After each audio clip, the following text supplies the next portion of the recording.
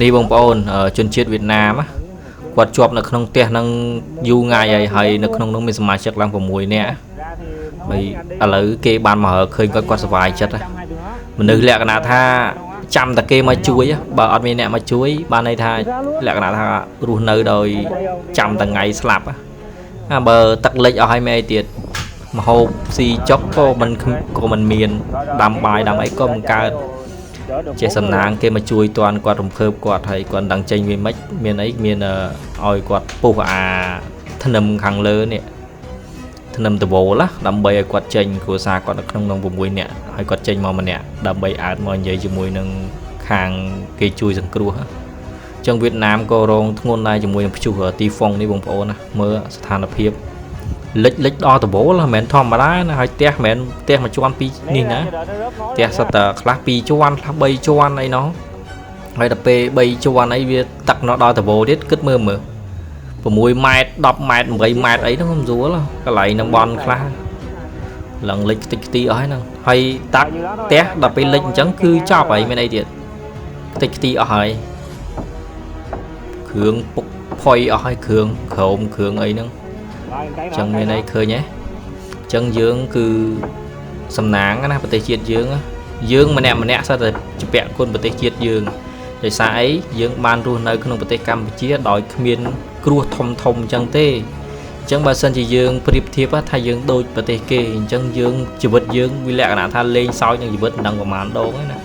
តែប្រទេសយើងតាំងពីនេះមកឃើញមានគ្មានទៅជួបគ្រោះព្យុះខ្យល់អីគ្រោះធំអញ្ចឹងអត់ទេគ្មានអាចជួបនឹងគេទេ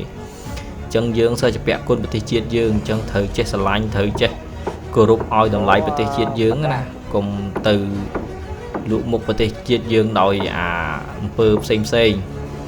អញ្ចឹងយើងមានទឹកដីល្អផូរផង់ហើយយើងជួយចេះថែរក្សាណាជួយលើកស្ទួយគ្នាទៅចេះស្រឡាញ់គ្នាមើលឥឡូវយើងមើលប្រជាជនគេមើលនេះគេស្រឡាញ់គ្នាដែរប៉ុន្តែលក្ខណៈថាជាពេលវេលាដែលលក្ខណៈថាជួបគ្រោះឃើញយើងអត់ចង់ឃើញទស្សនវិជ្ជាបែបហ្នឹងឯងយើងឃើញតែវីដេអូឯងមែនអត់តែយើងអត់ចង់ឃើញផ្ទាល់ទេតែពេលវាជួបចឹងឃើញនេះយើងមើលគេចុះអើយសំណោះមែនតើគេមកហើយណាគឺជាស្រាទំពាំងបាយជូរខ្មែរជំនួយដល់សុខភាពសរសៃឈាមរត់ស្រួលជំនួយដល់បេះដូងបើសាច់ដុំឲ្យមាំមួននិងគេងលក់ស្រួលហើយប្រឆាំងនឹងជំងឺមហារីកនិងទឹកនោមផ្អែមផងដែរបងប្អូនទាំងអស់គ្នា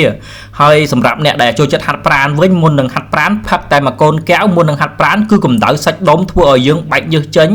ហើយការណាដែលបែកញើសចេញគឺចេញជាតិពុលនៅក្នុងខ្លួនយើងទាំងអស់បងប្អូនទាំងអស់គ្នាពិតជាល្អមែនទែនសម្រាប់នារីយើងវិញធ្វើឲ្យមរដូវមកទៀងសាច់សភ្លឺថ្លាគេងលក់ស្រួលហើយមានច្រើនទៀតបងប្អូនទាំងអស់គ្នាប៉ុន្តែខ្ញុំរៀបរាប់តែប៉ុណ្្នឹងសិនហើយល្អបំផុតគឺសម្រាប់អ្នកដែលចូលចិត្តហាត់ប្រាណដូចខ្ញុំជាដើមមុននឹងពេលដែលខ្ញុំហាត់ប្រាណគឺខ្ញុំផឹកមួយកូនពេងដើម្បីកម្ដៅសាច់ដុំរបស់ខ្ញុំនៅពេលដែលផឹកបានត្រឹមតែ2នាទីគឺមានអារម្មណ៍ថាបែកញើសចេញមកក្រៅការបែកញើសចេញមកក្រៅគឺជាការបញ្ចេញជាតិពុលបងប្អូនទាំងអស់គ្នាហើយខ្ញុំផឹកជារៀងរាល់ថ្ងៃផងដែរបងប្អូនទាំងអស់គ្នាហើយតម្លៃគឺសមរម្យមែនទែនស្រាទំពាំងបាយជូរខ្មែររបស់យើងនេះគឺ